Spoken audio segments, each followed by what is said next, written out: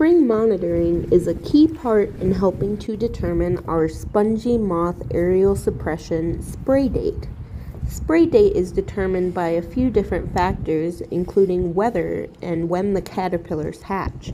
And so we need to do monitoring to determine when will be the most effective spray date. The good news is spring monitoring is simple enough that it can be done in your own backyard.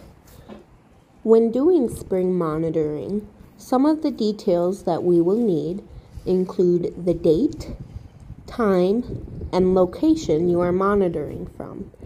It is important to us that you monitor from the same location every time.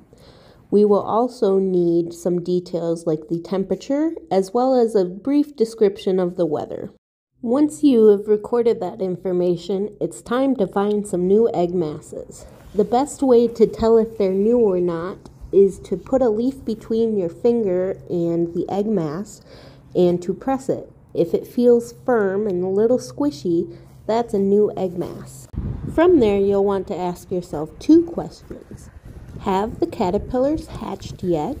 Often when the caterpillars hatch, they'll sit on the egg mass until the temperature is right for them to start feeding.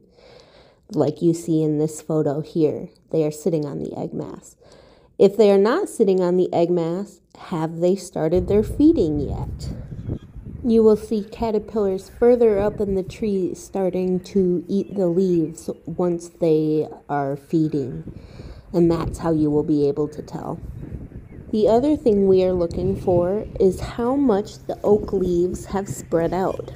Are they still in buds? Have they started to leaf out? Are they about 50% out? The spray date will be best once the leaves are about 50% spread out. If you don't feel comfortable estimating how much leaf out has happened, that's okay. Send us a photo of what they look like. The last step in spring monitoring is noting what you saw, if the caterpillars have hatched, and where the leaves are at in their budding cycle. Once you've gathered all of your information, send that in an email to us at spongymoth@scriver.org, and we will take it from there.